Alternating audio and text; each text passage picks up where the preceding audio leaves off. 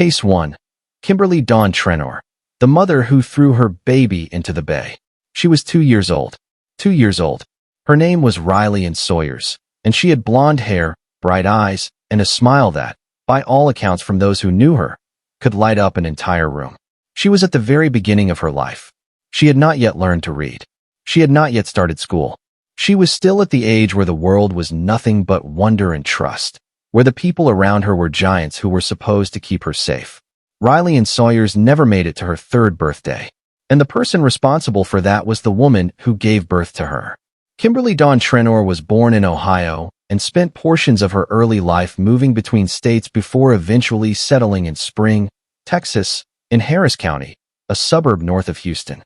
She met a man named Royce Clyde Ziegler II online in 2006. Their relationship moved fast, the kind of fast that rarely ends well. By the time Riley Ann was brought into the picture, the household Kimberly had created was already deeply unstable. Riley Ann's biological father had primary custody of her in Ohio. Her mother, Kimberly, had limited contact with her in the early months of her life. But in the spring of 2007, when Riley was around 18 months old, Kimberly brought the child to Texas to live with her and Royce Ziegler permanently. It was a decision that sealed Riley Ann's fate. What happened inside that Spring, Texas home over the following weeks and months represents one of the most brutal and sustained cases of child abuse in the history of Harris County. Court documents and trial testimony would later reveal that Riley Ann was subjected to systematic, escalating physical violence at the hands of both Kimberly Trenor and Royce Ziegler. She was beaten. She was thrown. She was subjected to ice-cold water as a form of punishment. She was denied food. She was treated not as a child, not as a human being, but as something to be managed, controlled, and ultimately disposed of. On the evening of July 24, 2007, the violence reached its fatal conclusion. Kimberly Trenor and Royce Ziegler beat 2-year-old Riley Ann to death inside their Spring, Texas home. The specific details entered into evidence during trial were harrowing. Injuries consistent with blunt force trauma, internal bleeding, and a level of physical destruction to the small body of a toddler that seasoned medical examiners described as among the worst they had ever seen in their careers. But the horror did not end with Riley Ann's death. Because Kimberly Trenor and Royce Ziegler did not call 911. They did not surrender to grief or guilt or panic. Instead, they made a calculated decision. They placed Riley Ann's body, the body of a 2-year-old child, inside a plastic container and drove to Galveston Bay. They weighted the container, and they threw it into the water. They threw her away. For months, Riley Ann Sawyers simply did not exist in the public consciousness. There was no missing persons report. There was no Amber Alert. There was no frantic mother appearing on television begging for her daughter's safe return. Because the people who killed her were the people who should have been reporting her missing. The case broke open in October of 2007, nearly 3 months after Riley's death, when Kimberly Trenor herself began posting on an online forum under an anonymous username. She started describing, in disturbing detail, how she had disciplined a child. The descriptions she gave were graphic enough that other forum members became alarmed. They contacted law enforcement, and law enforcement began to pull the thread. On October 29, 2007, the decomposed remains of a small child were discovered in Galveston Bay inside a plastic storage tote. The child had no identification. The case went public. Investigators issued photographs and a national plea for help identifying the child, who became known to the public as Baby Grace, a name that carried both tenderness and tragedy. The response was immediate. Tips poured in from across the country. Within days, Riley Ann Sawyers had been identified, and within a very short time after that, Kimberly Dawn Trenor and Royce Clyde Ziegler were in custody. The trials that followed were a reckoning. Kimberly Trenor pleaded guilty in February of 2009 and was sentenced to life in prison without the possibility of parole. Royce Ziegler was convicted of capital murder in a separate trial and also received a life sentence. Neither will ever walk free. The community response to the Baby Grace case was extraordinary. Vigils were held across Texas. Legislation was introduced in the Texas legislature to strengthen child protection laws. The case became a touchstone moment in how the state discussed child abuse, online reporting of abuse, and the gaps in the system that allowed a 2-year-old to disappear without anyone noticing for 3 months. Riley and Sawyers deserved to grow up. She deserved a childhood. She deserved every ordinary, beautiful thing that childhood promises.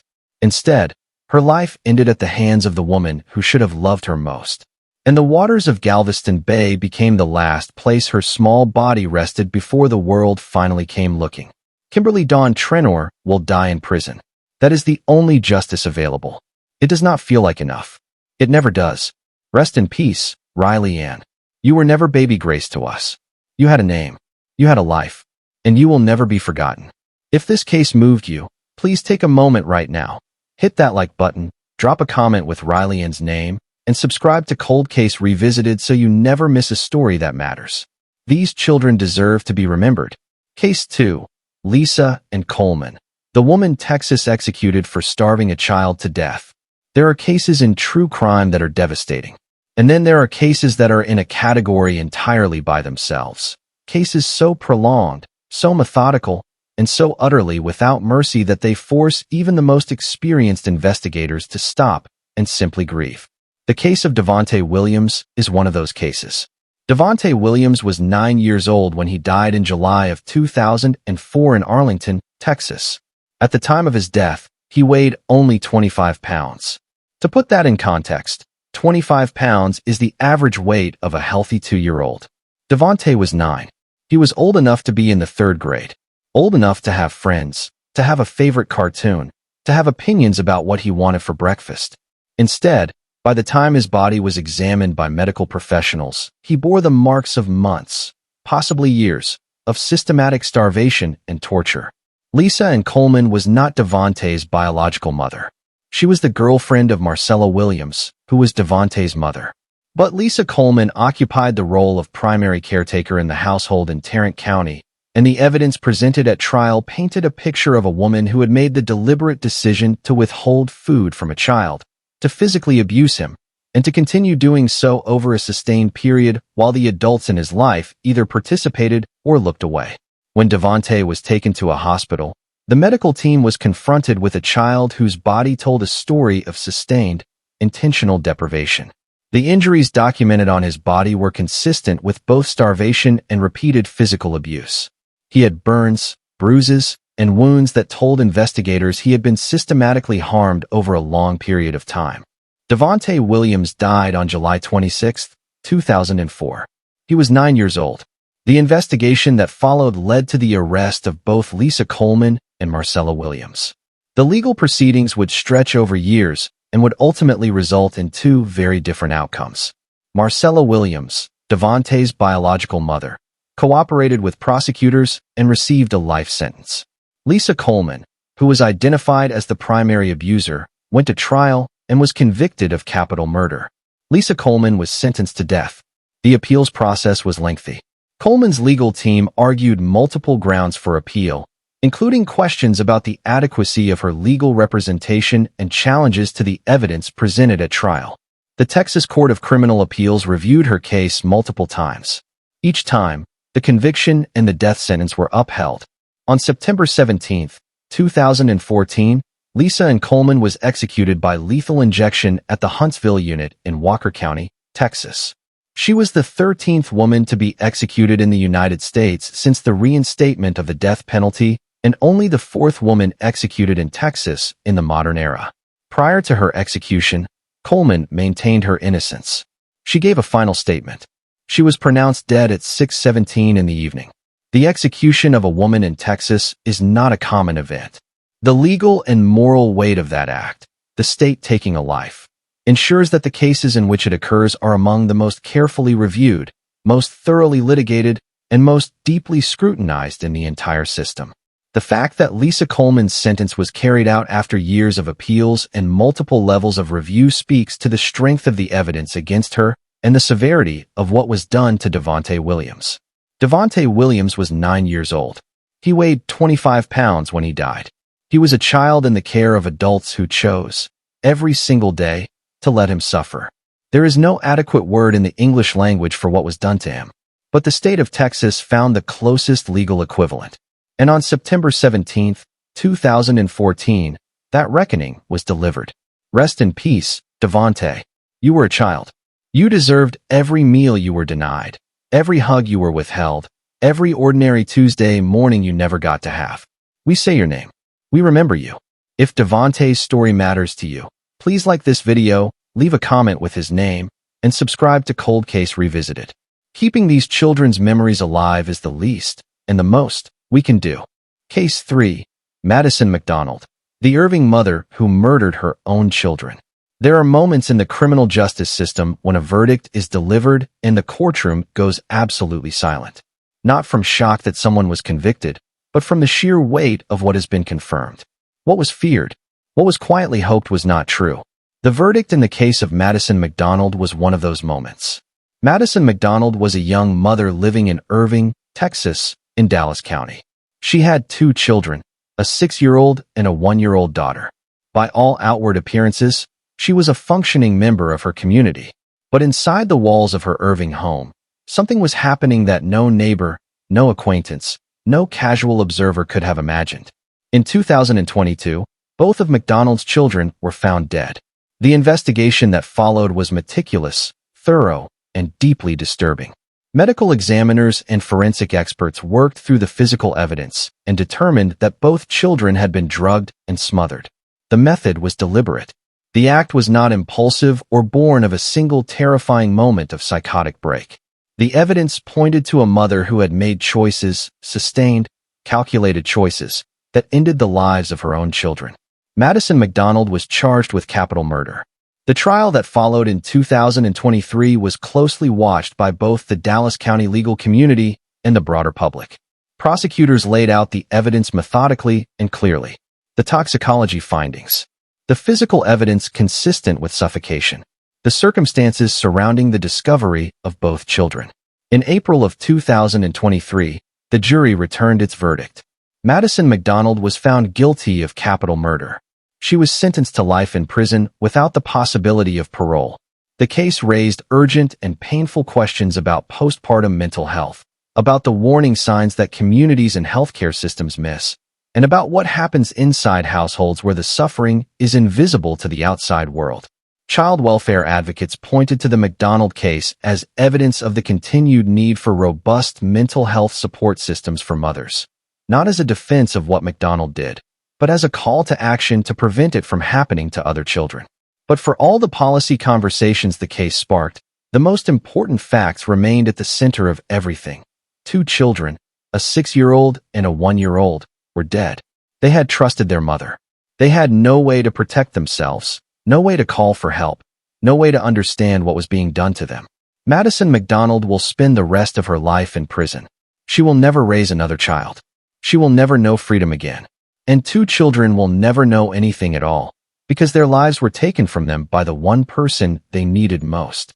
Their names deserve to be spoken. Their lives deserve to be honored. And their story deserves to be told.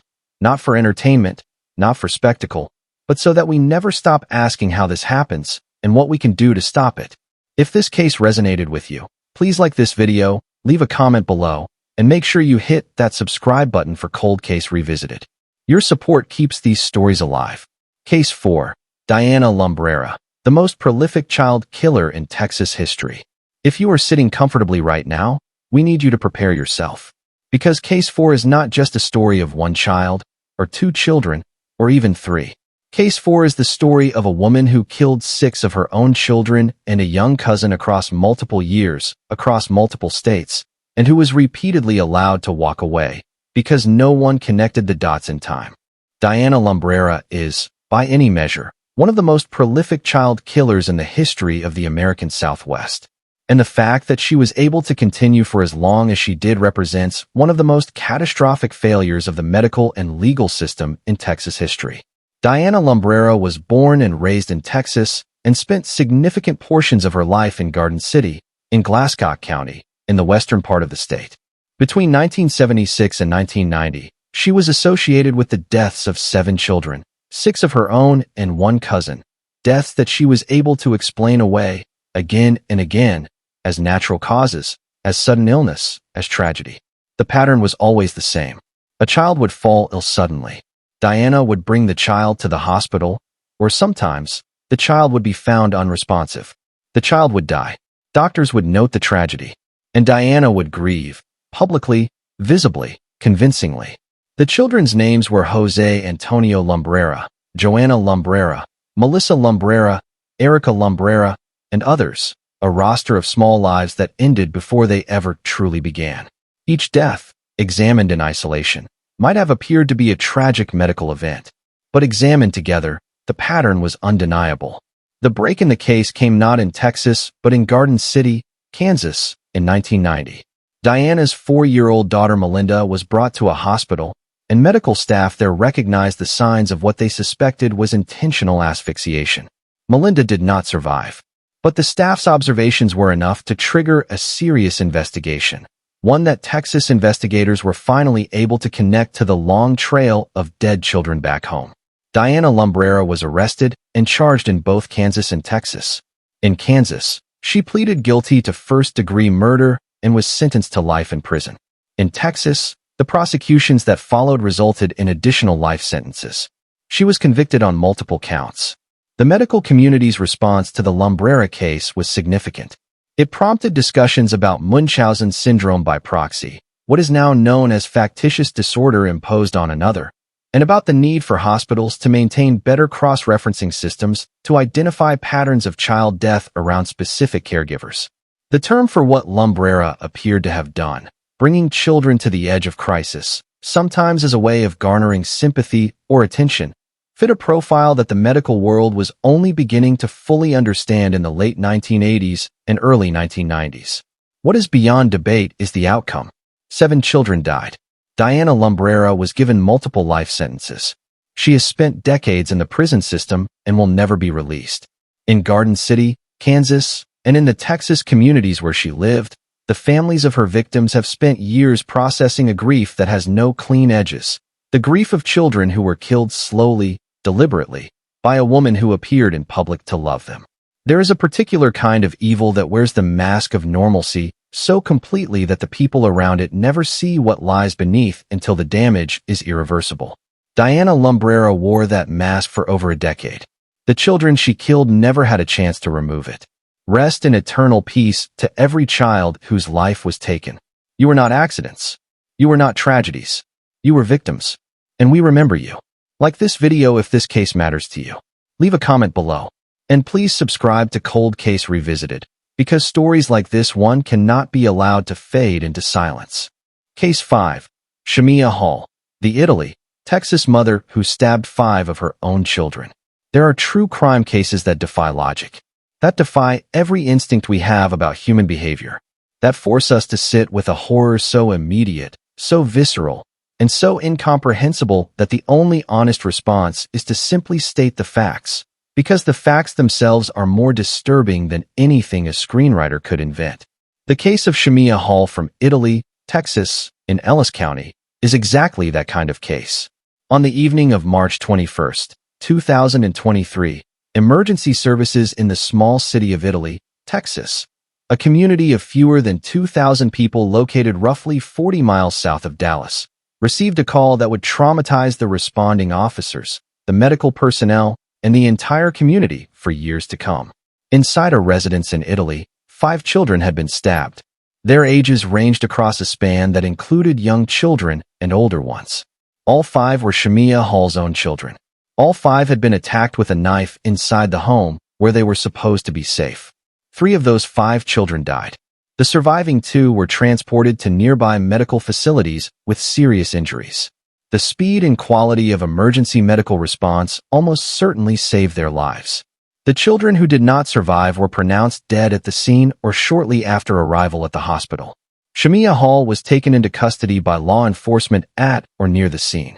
She was charged with 3 counts of capital murder, 1 for each of the children who died, as well as additional charges related to the 2 survivors.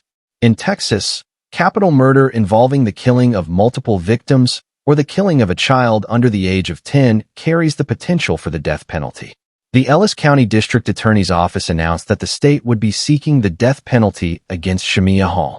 As of the time of this documentary's research and production, Hall's case remains in the pre-trial and legal proceedings phase. The capital murder charges are active. The death penalty remains on the table. The community of Italy, Texas, a small, tight-knit city where events of this magnitude are almost incomprehensible, has been left to grapple with the kind of grief that does not arrive with an instruction manual. The question that always follows cases like this one is the same question that investigators, mental health professionals, and community members ask every time a parent harms their own children. What broke? What in a person's mind, in their circumstances, in their moment, leads to an act of violence against the most vulnerable people in their world, the children they brought into that world? Those questions matter. They matter enormously. Not because they excuse anything, not because they minimize the loss of 3 children or the trauma sustained by 2 survivors, but because understanding is the only path toward prevention. And prevention is the only thing that can honor the memory of children who are no longer here to speak for themselves. Italy, Texas is a small town. It will carry the weight of this night for a very long time. And the 3 children who were lost, their names, their faces, their entire futures, will remain in the hearts of everyone who heard their story. We are watching this case closely. As legal proceedings develop, Cold Case Revisited will bring you updates. Because these children deserve ongoing attention. They deserve accountability. And they deserve the world's witness. Please like this video, leave a comment, and subscribe to Cold Case Revisited so you are notified the moment we follow up on this case. These children need your voice. Case 6. Olivia Munoz, the mother who pleaded guilty to murdering her 7-month old daughter. 7 months old. Stop for a moment and let that sink in. 7 months old. A baby so young she was still in the stage of life where every single day brought something new. A new sound, a new discovery, a new way of reaching toward the world. A baby who still needed to be held to eat. Who still slept the way only the very young and the very innocent sleep. Completely, utterly trusting in the safety of the arms around her. Hazel Munoz was 7 months old when she died. And her mother, Olivia Munoz, is the reason she is not alive today. The case originates in Mathis, Texas, in San Patricio County, in the southern part of the state not far from Corpus Christi. Hazel Munoz was brought to medical attention with injuries that were immediately identified by medical staff as inconsistent with any accidental cause. The injuries she sustained were the result of deliberate, forceful physical abuse. Abuse inflicted on a 7-month-old infant who had absolutely no capacity to defend herself, to escape, or even to understand what was happening to her. Hazel Munoz did not survive. The investigation that followed led to the identification and arrest of Olivia Munoz. The evidence assembled by investigators was substantial and compelling. Prosecutors in San Patricio County prepared their case for trial. But Olivia Munoz did not go to trial. On October 24, 2025, Olivia Munoz appeared in court and entered a plea of guilty to the charge of murder in connection with the death of her 7-month-old daughter, Hazel. The judge sentenced Olivia Munoz to 2 concurrent life sentences. She will spend the rest of her life in the Texas prison system. She will never hold another child. She will never experience the freedom that Hazel Munoz was robbed of before she was even given the chance to experience it herself. The case of Hazel Munoz is, in many ways, representative of a category of child abuse cases that are among the most difficult for investigators, prosecutors, and medical professionals. Cases involving infants, where the victims cannot speak, cannot report, cannot communicate what was done to them. In these cases, the medical evidence is everything. The injuries speak on behalf of the child. And in Hazel's case, they spoke loudly enough to ensure accountability. There is a particular grief that accompanies cases like Hazel's, a grief that comes from the recognition of just how much life was ahead of her. 7 months. She had barely begun. She would never have a first day of school. She would never make a best friend. She would never fall in love, or pursue a dream, or sit at a table at Thanksgiving and know the warmth of a family that cherished her. Olivia Munoz made sure of that. And now Olivia Munoz will spend the rest of her natural life in a Texas prison cell, which is precisely where she belongs. We say your name, Hazel Munoz. We see you. We remember you. And we refuse to let your story be buried. If Hazel's story moved you, please like this video, leave her name in the comments below, and subscribe to Cold Case Revisited. Every click is a promise to keep these children's memories alive. Case 7. Dena Schlosser, the Plano mother who amputated her infant's arms. There are cases in true crime that are graphic in their violence, but comprehensible in their logic. Cases where investigators can trace a line, however twisted, from motive to method to outcome. And then there are cases that exist in a different category entirely. Cases where the act itself is so far outside the realm of human reason that the criminal justice system is forced to confront a fundamental question. Can a person who commits an act this horrific be held criminally responsible if they genuinely did not understand the nature of what they were doing? The case of Dena Schlosser forced Texas and the nation to sit with that question in one of its most agonizing forms. Dena Schlosser was a 35-year-old mother living in Plano, Texas, in Collin County, in the northern Dallas metropolitan area. She was married, she had children, and she was a member of a fundamentalist religious community whose teachings would become a central element of what happened on November 22, 2004. On that morning, Plano police received a call, a disturbing, nearly incomprehensible call. Officers arrived at the Schlosser home to find Dena Schlosser sitting in a chair, calmly, with Christian music playing in the background. On the floor nearby was her 10-month-old daughter, Margaret Schlosser. Margaret had been catastrophically, fatally injured. Dena Schlosser had used a kitchen knife to sever both of her infant daughter's arms at the shoulders. Margaret Schlosser was rushed to a hospital. She could not be saved. She died of blood loss. She was 10 months old. When officers attempted to speak with Dena Schlosser at the scene, her responses were disconnected, calm in a way that experienced law enforcement described as profoundly disturbing. Not the calm of someone who had committed a planned act, but the calm of someone who was operating in a reality entirely disconnected from the one everyone around her was inhabiting. She made statements that referenced giving her daughter to God. Her religious delusions were immediately apparent to the officers on scene. The investigation and subsequent psychiatric evaluation that followed confirmed what the initial scene had suggested. Dena Schlosser was suffering from a severe and documented psychotic episode at the time of Margaret's death. Her mental state was not a defense manufactured after the fact. It was a clinical reality that multiple independent psychiatric professionals confirmed through evaluation.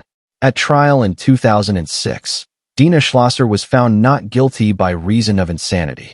She was committed to a state psychiatric facility for treatment. The verdict was deeply controversial. For many people, particularly for those who looked at the photographs of the crime scene, who read the medical examiner's report, who understood what had been done to a 10-month-old baby, the concept of not guilty in connection with this case felt like a profound injustice. The anger was understandable. The grief was understandable. But the Texas legal standard for insanity, which requires that at the time of the act, the defendant did not know that their conduct was wrong, was met in Schlosser's case through extensive, credible psychiatric testimony. The jury, faced with the evidence, returned the verdict that the law required. Dena Schlosser spent years in the state mental health system. She was released from inpatient commitment in 2008, though she remained subject to outpatient supervision and conditions for years afterward. Her case became a landmark discussion point in debates about the intersection of mental health, religion, and the criminal justice system. The religious community she had been part of came under significant scrutiny. Questions were raised about how that community had responded, or failed to respond, to warning signs about Schlosser's mental state in the weeks and months before November 22. Those questions were never fully resolved to public satisfaction.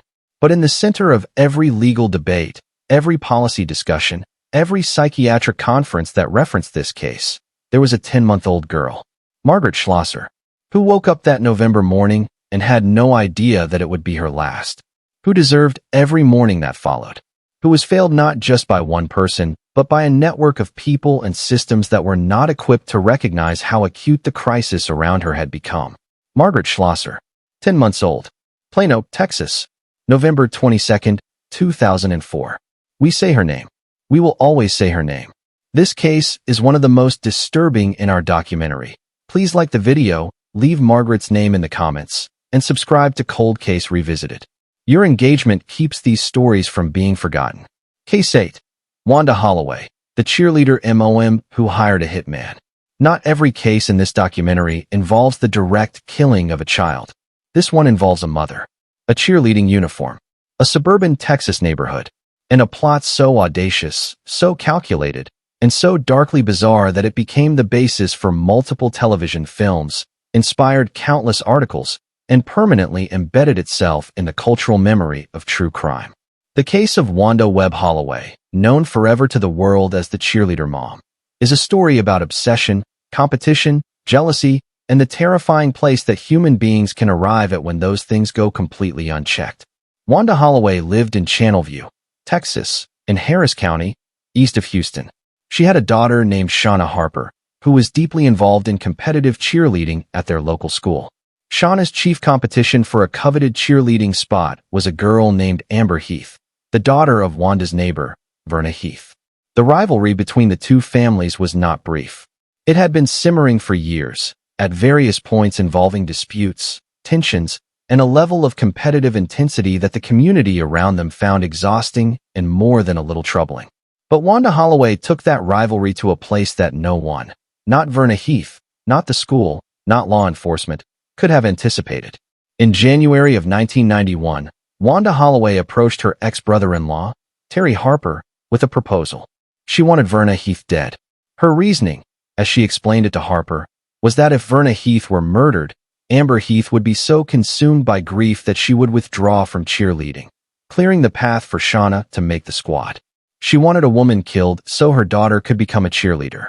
Terry Harper, to his lasting credit, did not agree to facilitate the murder. Instead, he went to law enforcement and reported what Holloway had said to him. Police worked with Harper to arrange a controlled meeting in which Holloway was recorded discussing the plot. She agreed to pay for the murder using a pair of diamond earrings as the initial payment. Wanda Holloway was arrested in January of 1991 and charged with solicitation of capital murder.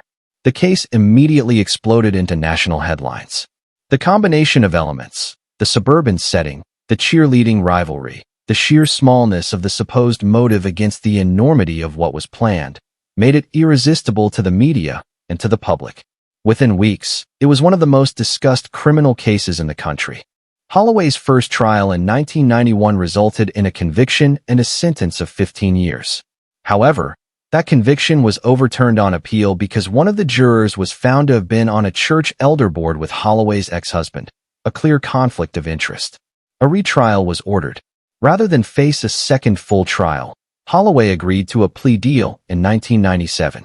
She pleaded no contest to solicitation of murder and was sentenced to 10 years in prison. Given the time she had already served and the terms of the agreement, she was released after serving only 6 months and was placed on probation. The relative brevity of her imprisonment was a source of significant public frustration.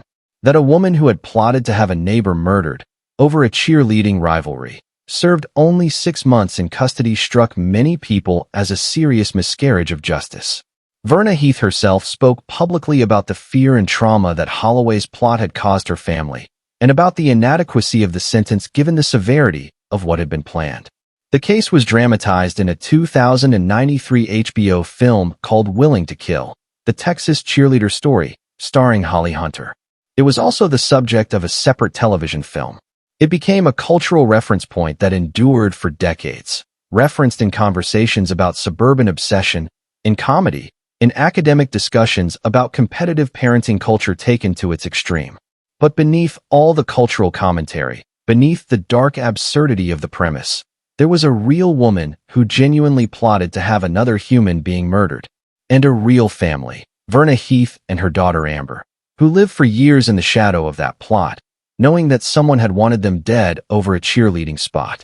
Wanda Holloway was not directly responsible for a child's death, but her willingness to plan a murder in the name of her daughter's cheerleading career placed her firmly in the category of cases we examine when we ask what happens when a mother's priorities become catastrophically, fatally distorted.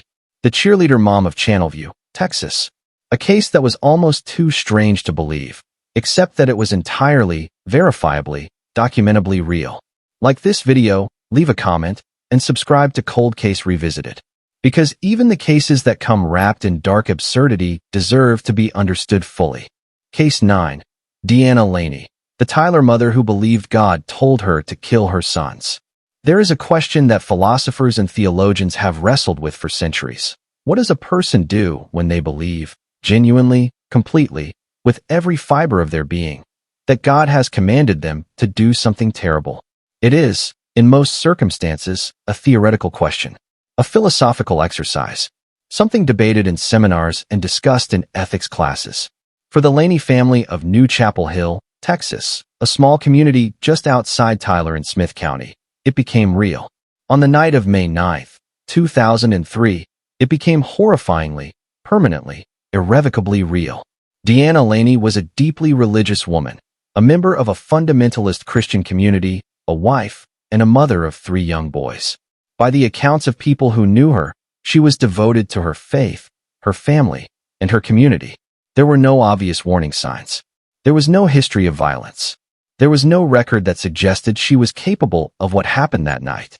But in the weeks before May 9th, Deanna Laney had begun to believe, increasingly, obsessively, and with complete conviction, that God was speaking to her directly, that he was commanding her, that he was asking her to do something that she could not refuse. On the night of May 9th, 2003, Deanna Laney took her 2 older sons, 8-year-old Joshua and 6-year-old Luke, outside into the yard of their rural property. She picked up rocks from the ground, and she used those rocks to beat both boys to death. She then went back inside, where her youngest son, 14-month-old Aaron, was asleep. She attacked him as well, using the same method. Aaron survived, but sustained a severe traumatic brain injury that left him with permanent disabilities. Deanna Laney called her pastor's wife after the attacks. Law enforcement arrived and found her outside, calm, waiting. Her demeanor was described by responding officers as eerily composed. Not the composure of someone who had planned and executed a crime, but the composure of someone who believed, with absolute certainty, that they had done what they were supposed to do. When investigators spoke to her, she told them that God had told her to do it, that she had been chosen, that the children were with God now. The psychiatric evaluation that followed was extensive. Multiple independent mental health professionals examined Deanna Laney and reached a consistent conclusion. She was suffering from a severe psychotic disorder at the time of the attacks. Her delusions were not feigned. They were not a defense constructed after the fact. They were a genuine, documented, clinical reality. The comparisons to the Andrea Yates case, another Texas mother who had killed her children in 2001 and whose acquittal by reason of insanity had come just 2 years before Laney's trial, were immediate and inevitable. Both cases involved Texas mothers, religious delusions, the deaths of children, and verdicts of not guilty by reason of insanity. The proximity of the 2 cases in time, location, and circumstance was deeply troubling to many observers. In 2004, Deanna Laney was tried and found not guilty by reason of insanity. She was committed to a state psychiatric facility. In 2012, after years of treatment, Deanna Laney was released from inpatient psychiatric commitment. She was placed on outpatient supervision and conditions. She has since been living in the community with restrictions. The release was extraordinarily controversial. For Smith County, for the families connected to the case, and for the broader public who had followed the story, the idea of Deanna Laney walking free, in any capacity, was deeply painful. Joshua and Luke Laney were dead. Aaron Laney survived with injuries that will accompany him for the rest of his life, and their mother was free. The legal system's handling of severe mental illness in cases of violence against children is one of the most morally complex areas of criminal law. There are no easy answers. There is no resolution that feels adequate to the suffering that was caused. The law distinguishes between guilt and culpability, between what happened and whether the person who caused it can be held legally responsible. And in cases where genuine psychosis is proven, the law, in Texas and across the country, provides a different pathway. But in New Chapel Hill, Texas, in the house where Joshua and Luke Laney grew up, none of those legal distinctions bring back 2 little boys who went outside on a May evening and never came back inside. Joshua Laney, 8 years old. Luke Laney, 6 years old. They are the center of this story. They will always be the center of this story. We honor them. We say their names. We refuse to let them be footnotes in a legal debate. If this case moved you, please like this video and leave the names of Joshua and Luke in the comments. Subscribe to Cold Case Revisited and keep the memory of these children alive with your voice. Case 10, Lisa and Diaz, the Plano mother who drowned her daughters. We have arrived at the final case in tonight's documentary. And we want to take a moment before we begin, because this case, like several others we have covered tonight, involves mental illness, a not guilty by reason of insanity verdict, and a subsequent release from psychiatric commitment. And we want to be clear, as we have been throughout this documentary, that our purpose in covering these cases is not to demand vengeance beyond what the law provides, but to ensure that the children at the center of these stories are remembered, that their lives are honored, that their names are spoken aloud by as many people as possible for as long as possible. With that said, let us tell you about Lisa and Diaz, and about two little girls in Plano, Texas. Plano is one of the most affluent, most carefully manicured suburbs in the entire Dallas-Fort Worth metropolitan area. It is the kind of city that appears, from the outside, to be a very good place to raise children. And for most of its residents, it is. But Plano has appeared in this documentary twice now, because what happens inside homes, regardless of how pristine the neighborhood looks from the street, is entirely invisible to the community around it until it is too late. On September 25, 2003, less than 4 months after the Deanna Laney case broke in Tyler, Lisa and Diaz drowned both of her young daughters in their home in Plano. The girls, aged 6 and 3, were found in the bathtub. Lisa Diaz was a deeply religious woman who had also been exhibiting disturbing behavior in the period leading up to September 25. She had been hearing voices. She had been making statements to family members and acquaintances that alarmed some of them, though not sufficiently to trigger an intervention that could have saved her daughters' lives. When law enforcement arrived on September 25, Lisa Diaz did not flee. She did not attempt to construct a cover story. She did not present herself as a grieving mother who had discovered a tragedy. She was present, calm in the same disturbing way that characterized Deanna Laney and Dena Schlosser, the calm of someone who was not in the same reality as the people around them. She was arrested and charged with capital murder. The parallel to the Andrea Yates case, and now also to the Deanna Laney case, was immediately noted by observers and media. 3 Texas mothers.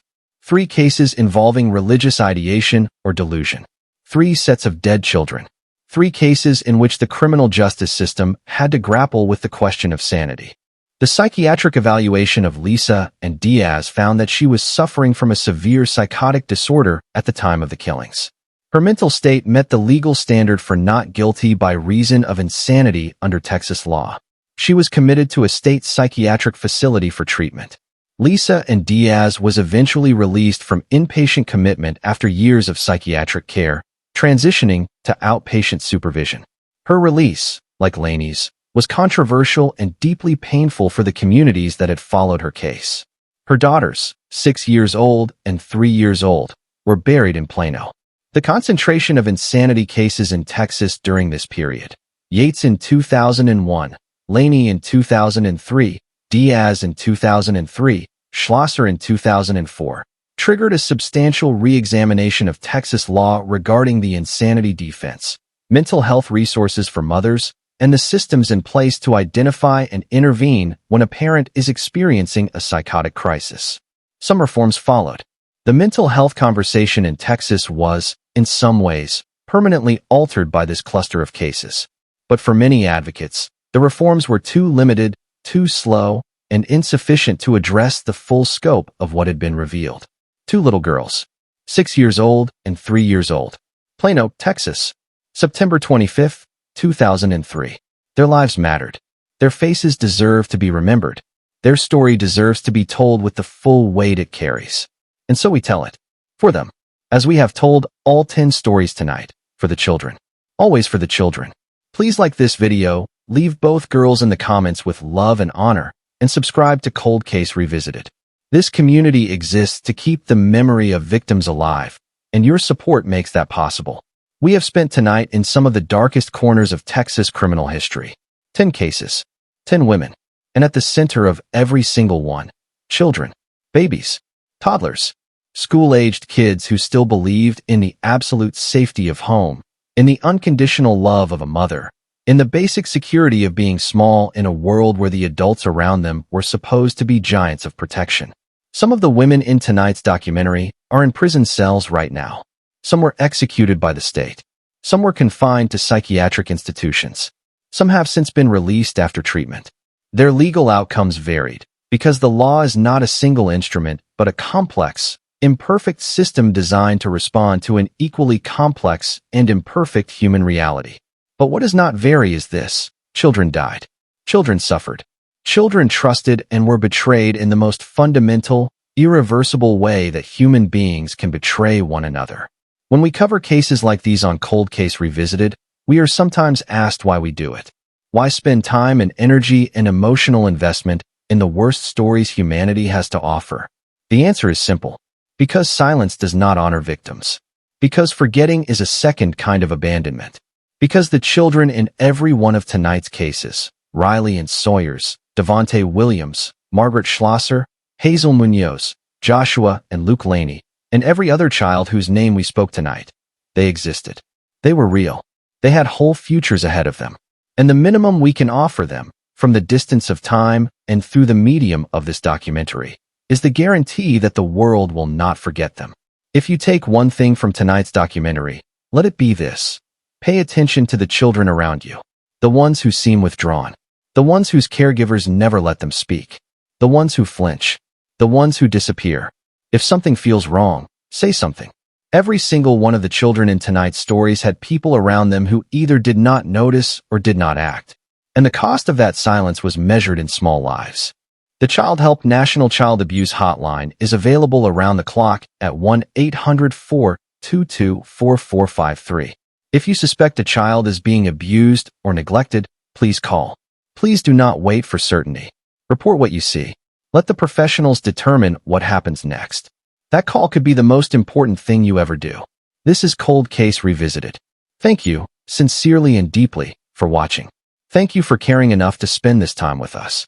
Thank you for being the kind of person who believes that victims deserve witnesses. Do not forget to hit that like button before you go. Drop a comment below. Tell us which case in tonight's documentary hit you the hardest, and let us know who you want us to cover next. Every comment helps this channel reach more people who care about justice and truth. And most importantly, if you are not yet subscribed to Cold Case Revisited, please hit that subscribe button right now and tap the notification bell so you never miss a new documentary. We release new content regularly. We go deep on every case. And this community, your community, is what makes all of it possible. Until next time, stay curious, stay compassionate, and never stop asking for justice. This has been Cold Case Revisited.